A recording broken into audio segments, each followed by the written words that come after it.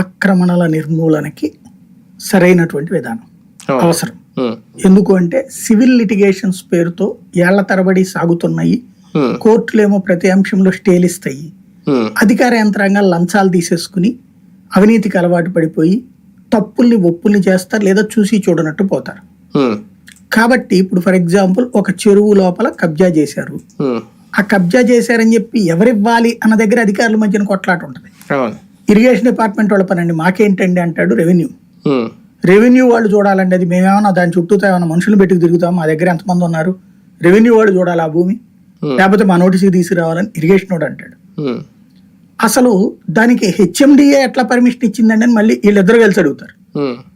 మధ్యలో జిహెచ్ఎంసీ వాడు ఎట్లాగా ప్లాన్ అప్రూవల్ ఇచ్చాడండి అని ఇంకొకటి అడుగుతాడు. వీళ్ళ ముగ్గురు కలిసి అడుగుతారు. జిహెచ్ఎంసీ పర్మిషన్ ఇచ్చింది కాబట్టి అది చేసామని వాళ్ళు అంటారు. అసలు కరెంట్ కనెక్షన్ ఎట్లా ఇచ్చారండి అని వీళ్ళ 5గురు కలిసి వాళ్ళని అడుగుతారు.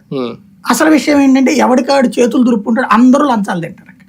దీనికి తోడు బ్యాంక్ లోన్లు కూడా వచ్చేసి, బ్యాంక్ లోన్స్ కూడా వచ్చాయి, అది కూడా పెద్ద పెద్ద బిజినెస్ లోన్లు మళ్ళీ. అంతే, అక్కడ అసలు తేడా వస్తుంది. అయితే ఇందులో నిజాయితీ ఉంటుంది, మోసము ఉంటుంది.